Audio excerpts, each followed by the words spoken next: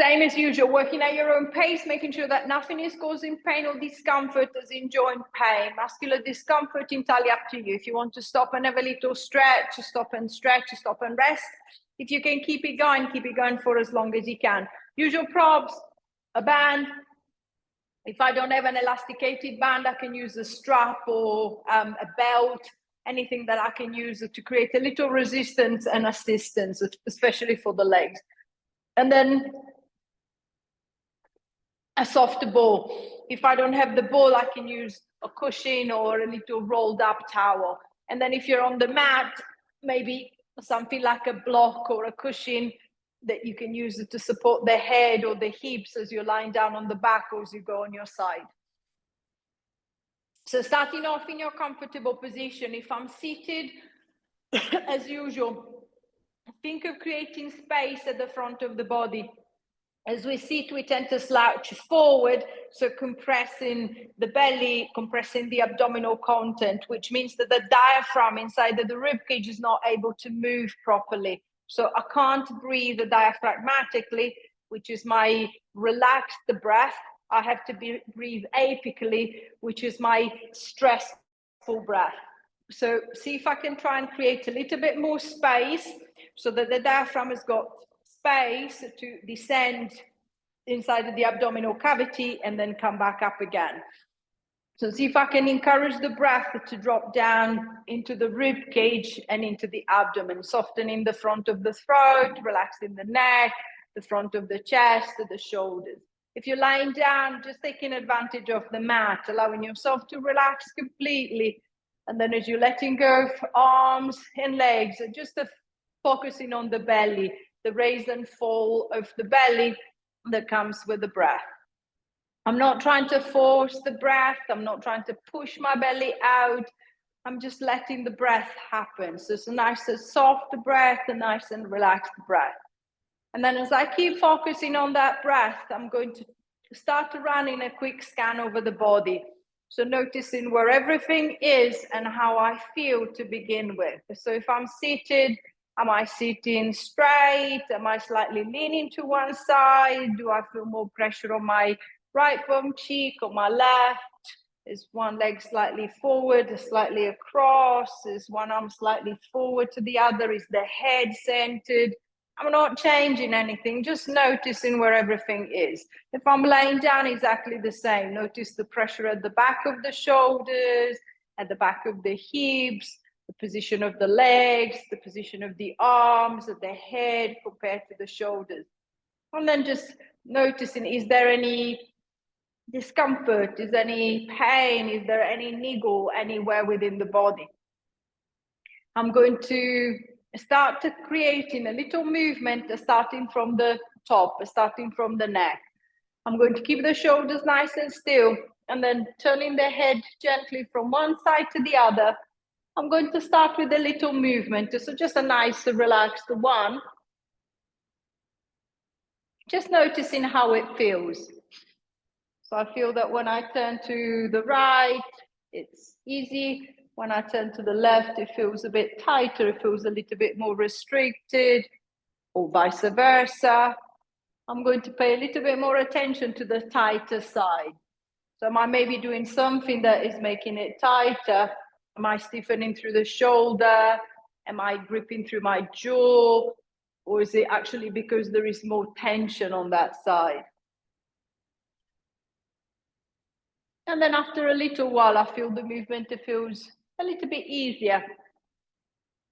So I know how far I can turn to look over the right, how far I can turn to look over that left side.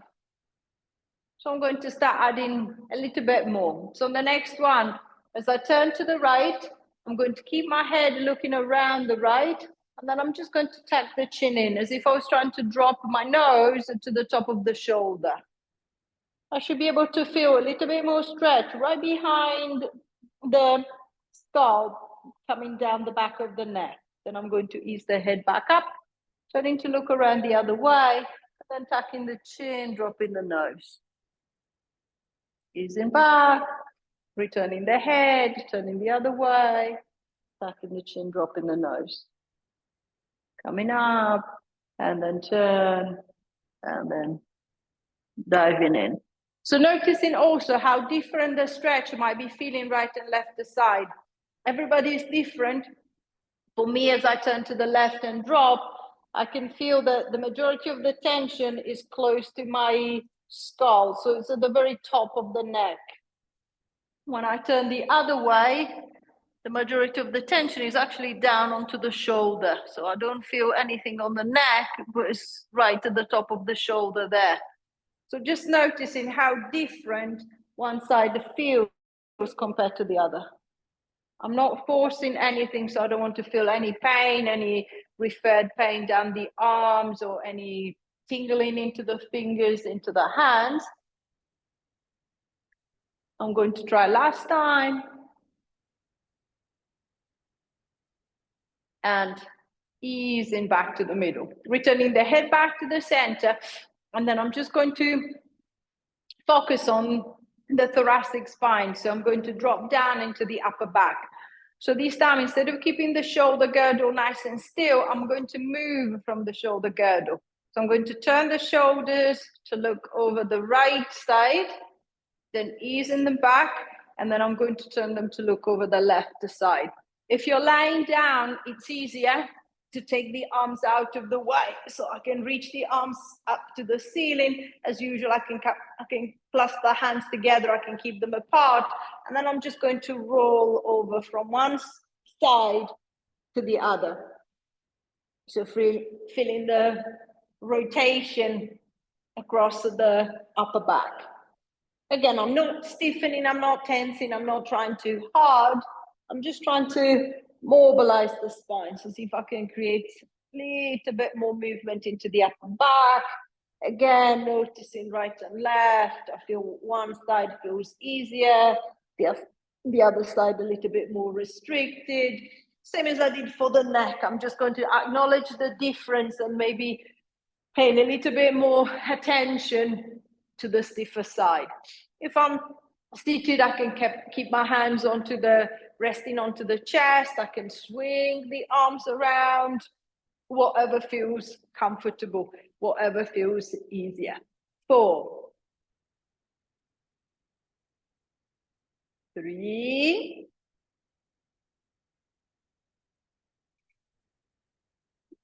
2,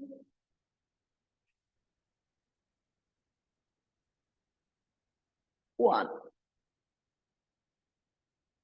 And easing back, giving the shoulders a little bit of a roll, adjusting the upper back, and then I'm going to move on to the neck again. And this time, instead of rotation, I'm going to go into a little lateral flexion. So I'm going to keep the shoulders nice and still, and then I'm just going to picture my right ear dropping down to my right shoulder. So I'm just going to flex gently to the right, ease back to the center, and then move over to the left, back to the center, and then to the right again. The lateral movement is harder than the rotation. So it doesn't matter if you feel small, just making sure that, again, nothing is pinching, nothing is causing pain down the arms or any tingling down into the hands, into the fingers. And then as you drop the head, see if instead of kind of like physically dropping, so just letting go of the head completely, imagine to be lifting. So I'm trying to lift up and move to the side, as if I was trying to send the side of my neck up towards the ceiling. And then I'm just going to ease back. So I'm going to keep the head supported. So I'm not crashing the neck, I'm not crashing the cervical spine. I'm just trying to create a little length. So I'm trying to almost like as if I was decompressing and then flexing. So finding a little space before I move to the side. Notice the shoulders. The shoulder will tend to shrug up to the head if the movement of the neck is a bit restricted. So see if you can, every time that you go back to the middle, check that the shoulders are still down. So I'm not shrugging them up. 4, 3, 2, 1. And easing back, returning the head back to the middle, adjusting the shoulders. And then I'm going to stay with the lateral flexion, but this time I'm going to join the neck and the upper back together. So I'm going to start dropping the shoulder down towards the hip and the head down to the shoulder at the same time. So I'm going to flex down the right, ease back to the center, and then flexing down the left. Exactly the same as you were doing when you were moving just the neck. Think of, no, I'm not just kind of like slumping and collapsing down on the side. See if you can think of lifting. So I'm trying to lift and flex. So I'm trying to create space and move to the side, easing back. Check that the shoulders are not shrugging. If you're lying down, you might be better off using one hand to support the head. So I'm going to take the head with me as I reach down the right side, switch the arms over, take the head with me as I reach down the left side and back. So think of a set of pulleys coming down the side of the belly. One side is shortening and tightening so I can feel the tension down one side.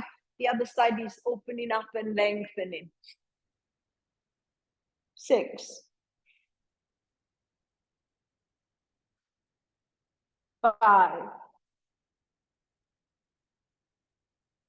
4,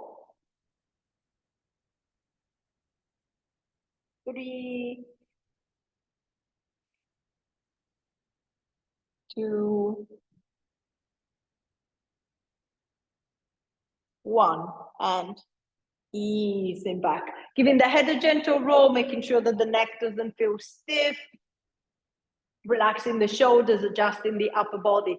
So it's a little bit more movement into the neck and into the upper back. I'm going to change the direction one more time. I'm going to go into forward flexion. So I'm going to grab hold of the ball. You don't need to use the ball. I can put my hands directly onto the chest, but with the ball, it just gives you a little bit of a feedback. Imagine it possible to be wrapping yourself into the ball. So if I'm lying down, I'm going to hold the ball against the top of the chest, so it's not pressing against the breast tissue. And then I'm just going to wrap myself into the ball. Then ease back, and then wrap myself into the ball again. If I'm lying down, because I need to lift the head off the ground to create that little flexion, that little wrapping, I might want to, again, hold the head with the hands so that the neck doesn't strain. If I'm seated, I'm going to work with gravity, so I don't really need to support the head as I'm naturally going forward into that position and then easing back.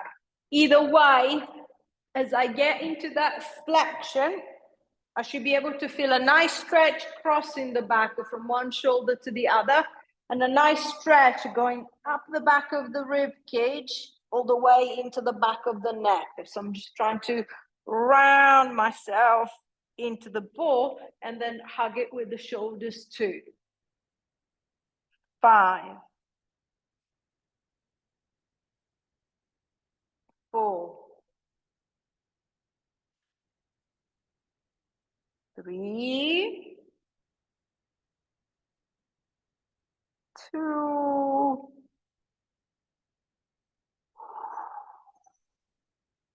1, and releasing back, giving the shoulders a little bit of a roll, relaxing the shoulders and the upper back. There's a little bit more movement through the spine and the neck. I'm going to start to focus in a little bit more on the shoulder girdle and shoulders. I'm just going to allow the arms to relax down the side, and then I'm going to shrug the shoulders up to the head. So I'm going to pull my shoulders up to my ears, and then I'm going to press them away. I'm going to pull them up and then press them down. Same as usual, picture your shoulder blade like 2 little cards traveling up and down your back. And then at the same time, experiment with the angle of the shoulder. So if I exaggerate, especially if I'm seated, if I exaggerate and push my shoulders back as they're sliding up and down, I can feel that the majority of the tension comes from the back of the shoulder. If I round myself too much, I can feel the majority of the tension is coming from the front of the chest. See if you can try and find the position in between the two extremes, so somewhere in the middle, where I feel that as the shoulders are sliding up and down, the tension between the front of the chest and the back of the shoulder is balanced, is even. So nothing is pulling me forward, nothing is pulling me back. I'm able to keep my neutral while the shoulder girdle is sliding up and down. 5, 4, 3, 2, 1. And releasing back, giving the shoulders a little bit of a roll. And then from elevation, depression, I'm going to go into a little protraction, retraction, similar to what I did with the ball. But this time, instead of just focusing on that pull forward, I'm going to try and pull my shoulders forward as far as I can. And then I'm going to squeeze them together. I'm going to pull them forward and squeeze them together. So in turns, I can feel the front of my chest tightening to pull the shoulders forward, and then my upper back tensing to pull them back. Check that the shoulders are not gradually creeping up towards your ears, as the tendency when we move the shoulder, when we move the rest of the body as well, but the shoulder in particular is for the shoulder to start shrugging up. So every time I'm just going to remind them to stay down, I'm just moving forward and back. 4. If I'm laying down, the same. I've got to put a little bit more effort in extension to create that lift and then flexion. 2, 1. And release, adjusting the shoulders, releasing through the back so I can feel the shoulder blade feels a little bit more mobile, so it doesn't feel so glued, so stuck in place. So I'm going to start focusing a little bit on the shoulder joint now. I'm going to use both arms together. I'm going to start coming up with the front raise. I'm going to lift the arms up to the front. And then I'm going to, if I'm laying down, I'm going to take them back as far as I can. If I'm seated, I'm trying to reach them up as high as possible. And then I'm just going to ease them back down again. So it could be a little lift, it could be a big lift. It doesn't really matter the size of the movement. See if you can be aware, see if you can picture your shoulder joint. So you've got your shoulder socket, and then you've got the arm that attaches into the shoulder socket. See if you can picture the arm moving into the shoulder socket, not all of the shoulder socket and the arm are moving together. So especially if you're seated, that the arm feels heavier as I've got to lift it against gravity, the tendency is to force in by hunching over and in up into that rounded shape position. See if you can be aware of a nice lift through the chest, keeping the shoulders down, the neck is long, the arms are lifting just as far as I can maintain the upper body nice and loose. So I can turn my head from side to side. The neck is not suddenly stiffening and locking in the middle. And then same as I've been doing for the back, just comparing right and left side. The movement on one side feels easy. The movement on the other side feels a little bit heavier, maybe, a little bit stiffer. There might be a little bit of a clicking. Just making sure that there is no pain. 2, 1. And releasing down, relaxing through the shoulders, through the arms. And then I'm going to stay with the shoulder joint, but this time, instead of going for a front raise, I'm going to work on a lateral raise. So if you're lying down, imagine to be making a snow angel. If I'm seated, same. I'll be making my snow angel against the wall behind me by swinging the arms around the side and up, and then bringing them down. As usual, find the biggest movement, the widest movement possible, but make sure that the movement is not creating grinding pain in the shoulder. If I find that feels painful for my shoulder, then I'm going to compromise. Instead of keeping the arms so wide out, I'm just going to bring them slightly forward. So I'm going to make my I'm going to make my lift a little bit shallower, but making sure that the shoulder is happy to work at that angle. So it doesn't feel painful. It doesn't feel sore as the arm is moving. And then exactly the same as I did for the front raise, just aware of the neck. Am I trying to lift it from the shoulder girdle, or am I actually trying to lift it from the arm? So see if I can keep the neck nice and loose, able to turn from one to the other side. So no tension. 5, 4, 3, 2, 1. And releasing back. Giving the shoulders a little bit of a roll, relaxing through the shoulder. So it's a little bit more movement through the shoulder girdle and the shoulder joint. I'm going to focus on the hips and the pelvic girdle. So first thing, I want to try and create a little bit movement into my lower back. So I'm going to go into a little pelvic tilt. So think of the flexion that we tried on the upper back. This time I want the same, but on the lower back. So I'm going to tilt the pelvis back. I'm going to tuck my tailbone underneath, and then I'm just going to round the lower back. Then I'm going to ease my way back onto the very tip of the seat bones, and then tilting the pelvis, I'm going to round the lower back. So see if you can be aware of change happening down into the lumbar spine. So I can feel the lower back lengthening and flexing at the same time. So again, I'm trying to create space and then movement. And then I'm going to ease back. Feeling of a gentle tension at the front of the belly that is encouraging that movement. If you're lying down, using the mat to guide you. So as you lie down and you tilt the pelvis back, think of the lower back flattening against the floor, and then easing back into neutral. So I'm going to bring back the soft curve. So I'm going to tilt and release the tilt. So it's a nice soft, a nice loose movement. I can feel that gentle tension at the front of the belly. I'm not clenching through my bum. I'm not stiffening through the legs. I'm trying to stay relaxed into the legs.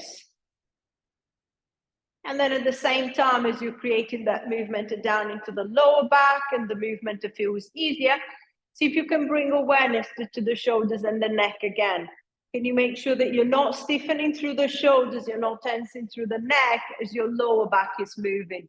As it's very often we get kind of like carried away, we start clenching the teeth or stiffening through the mouth or through the lips, or very often into the neck. I can feel that the neck is kind of like becoming really stringy, really rigid as I'm moving the hips, as I'm moving the pelvis. 3, 2, 1, and easing back. Returning the pelvis back into neutral, so the lower back is soft, the back of the hips is still resting on the mat if I'm lying down. And then from flexion, return from flexion, I'm going to go into a little lateral flexion, into a little hip hitch.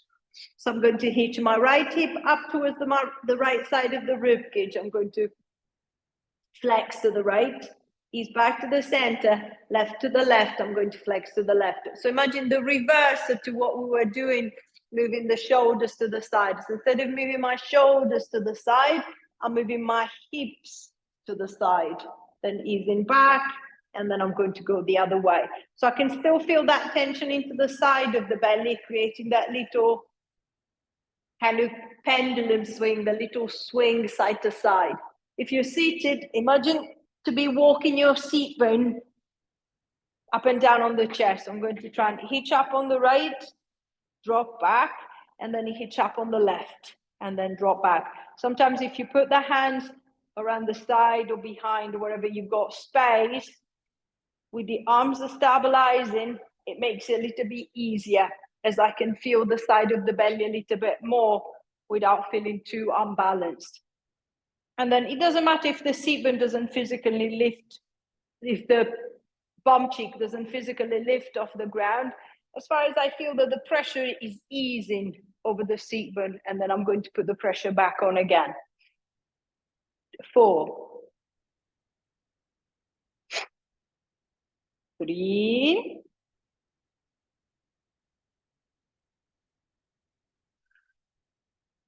2,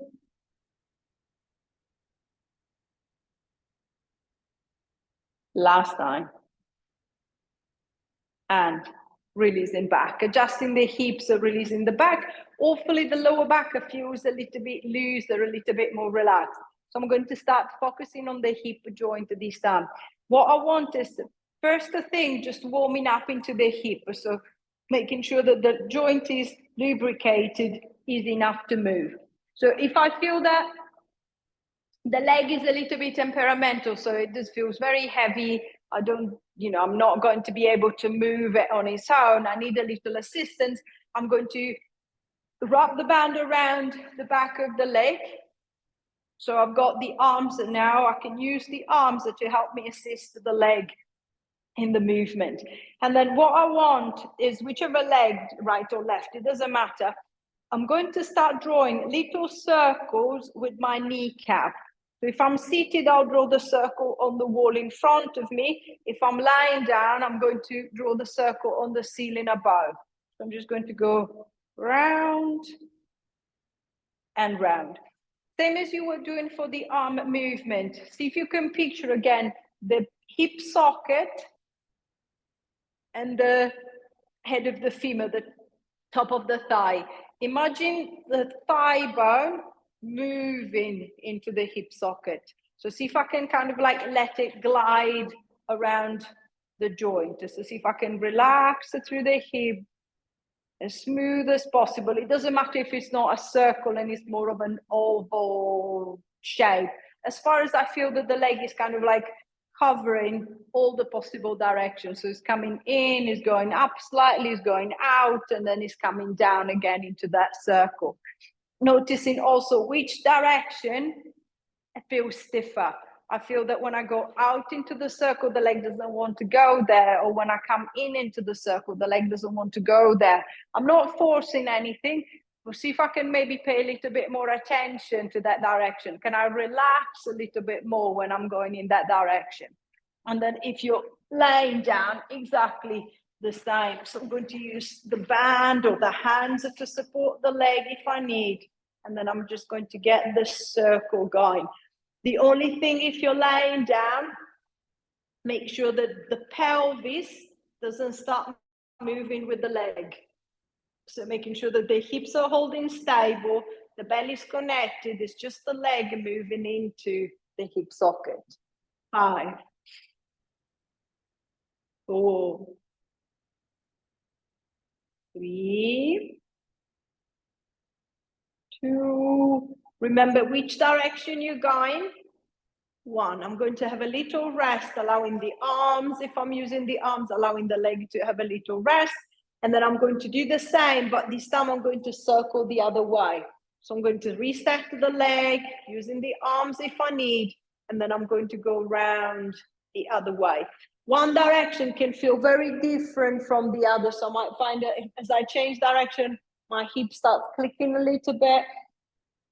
So same as I did the first time around, see if you can try and find that smooth movement again. So picturing again the top of the leg turning into the hip socket, as if you were trying to massage the inside of your pelvis, the back of your pelvis, by moving the leg around. 5, 4, 3, 2, 1, and releasing back, relaxing the hip, releasing the leg.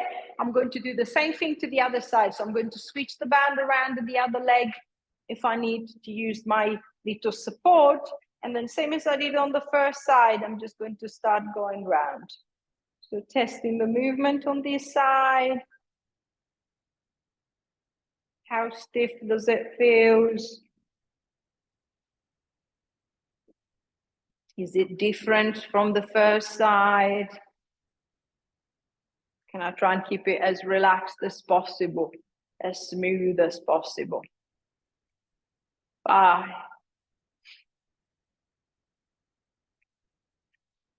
4, 3,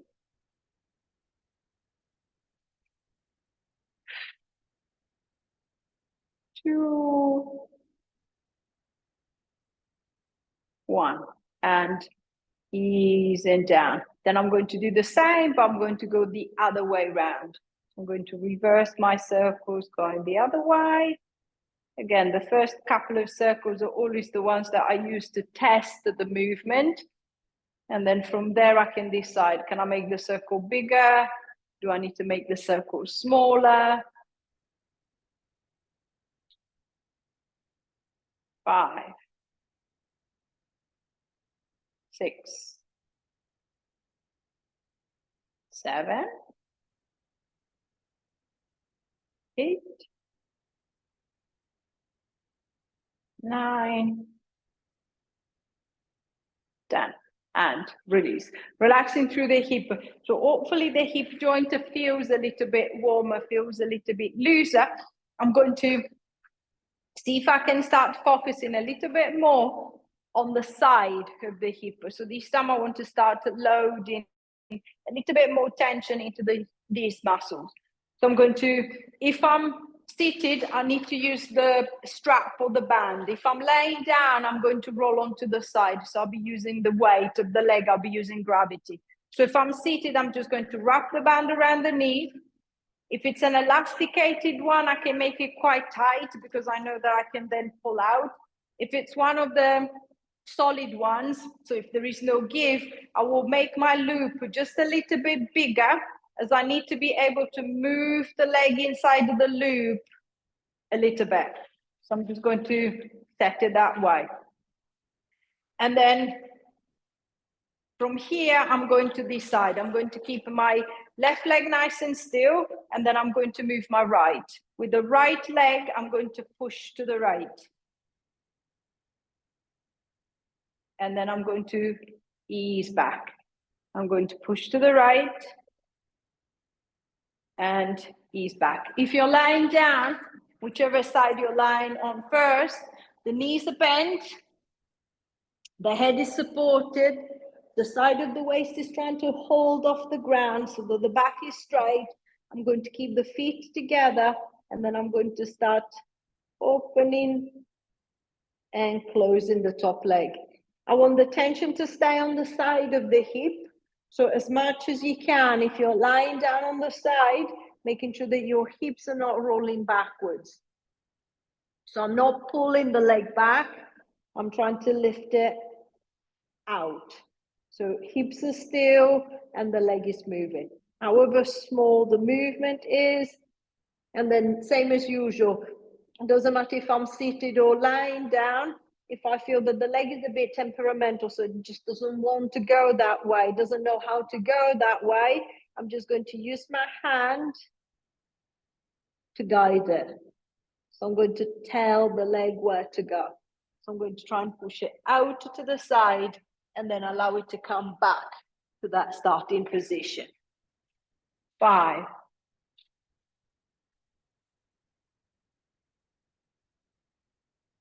4,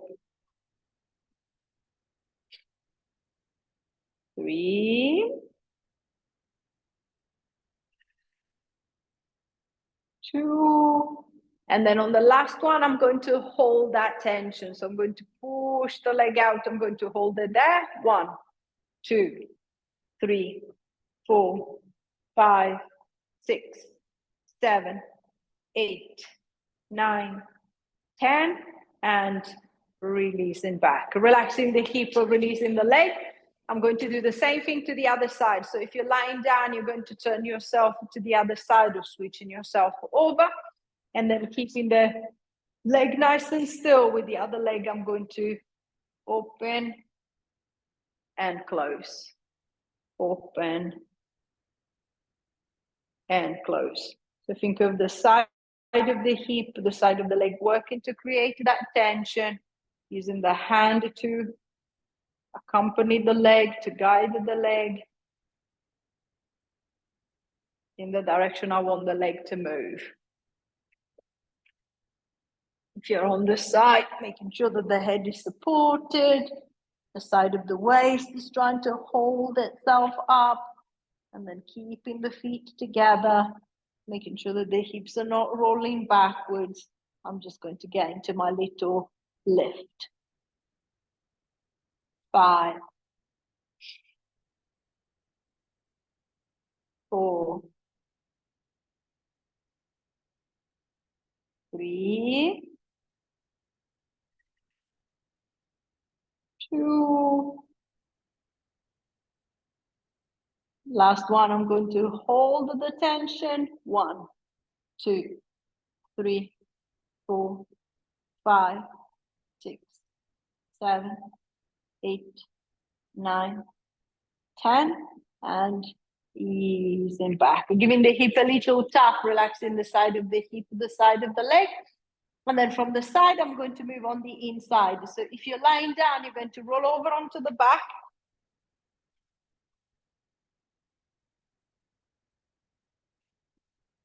And then setting the ball between the knees, or towel between the knees. And then this time, exactly the opposite to what I did with the band. I'm going to hold my right leg nice and still, and then with the left leg, I'm going to squeeze in.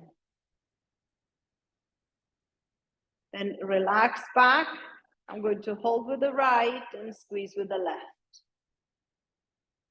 Both legs are tensing, as the right will have to hold the position, the left will have to squeeze in, so they'll both have to tense. But see if you can focus a little bit more, work a little bit more tension in tension on the left side. And then same as I did for the abductors, for the push out, I might need to guide the leg there and then ease back. 5,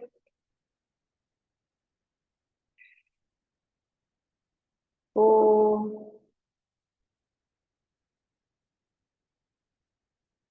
3,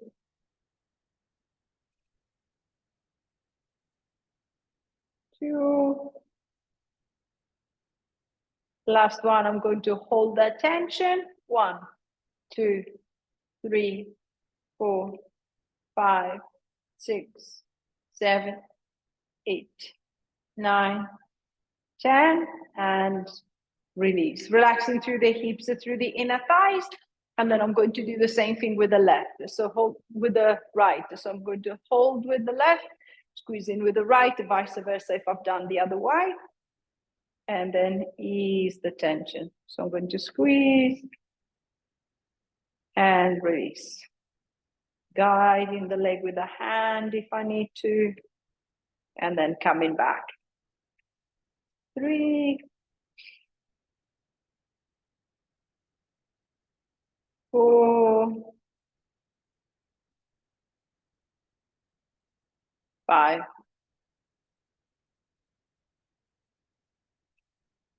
6, 7,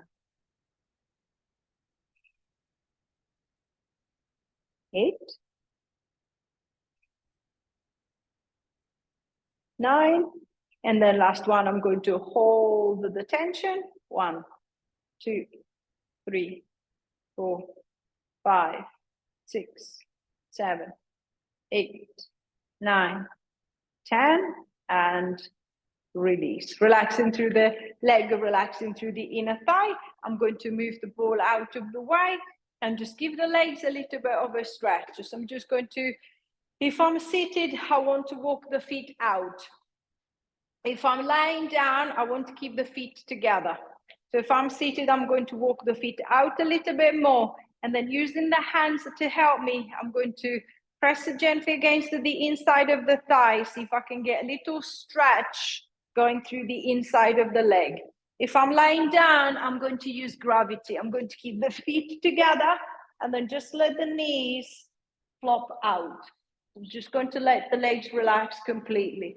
If I feel that as I let the legs drop out, I feel that the hip is pinching, so it feels a bit uncomfortable, then I'm just going to use my towel or my ball underneath that leg. I'm just going to rest it onto something so I can still open up through the inner thighs, but without reaching the end range that is going to pinch on the hip, that is going to create discomfort on the hip. And then if I want to make it a little bit heavier, I can hook my hands around the thighs and then think of hanging your arms off the legs. 5, 4, 3, 2, 1. Ease in the tension. Bring the legs all the way back in, giving the legs a little shake. And then from the inside, I'm going to move on to the side. So I'm going to, if I'm laying down, I'm going to extend one leg away, bring the other leg up. I'm going to hook the opposite hand around the leg, let the arm out to the side to counterbalance, and then gently pulling the leg across, making sure that the bum stays on the ground. If the bum starts lifting, the stretch goes on the back. I want the stretch to stay on the hip.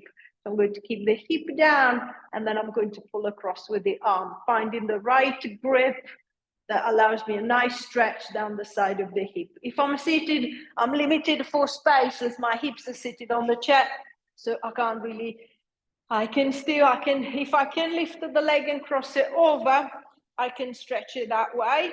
If I find that I can't do that, it's too much for my hip, I can pull both legs over to the side and then turn in the opposite direction. See if I can create a little bit of a stretch down the side of the hip and into the back. 5, 4, 3, 2, 1.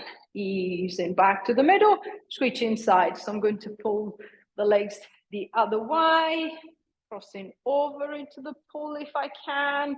And then if I'm laying down, I'm just going to extend the other leg away and then easing the leg across until I feel that the stretch is where I feel that I need it the most. 7, 6, 5, 4, 3, 2, 1. And releasing back. Relaxing the leg, releasing the hip.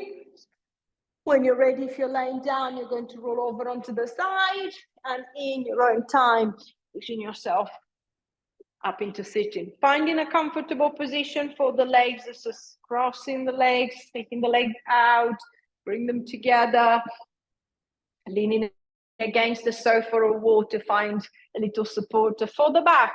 And then once that you feel that you're stable enough, then creating space at the front of the body. Same as we did at the beginning. Think of the shoulders retracting. I'm going to squeeze them together. I'm going to push the chest forward, and then I'm trying to lift it up to the ceiling. I'm going to look forward. I'm going to look up. I'm going to look back. And then I'm going to release. I'm going to let the chin drop down to the chest. The shoulders come forward. I'm going to roll my way forward, roll my way down as far as I feel comfortable going. And then I'm curling my way back up again. Squeezing the shoulders together, drop them down, lifting through the chest, looking forward, looking up, looking back. And then easing your way back to the front. Letting the chin drop, the shoulders come forward, rolling your way down. Last time, I'm curling all the way back up.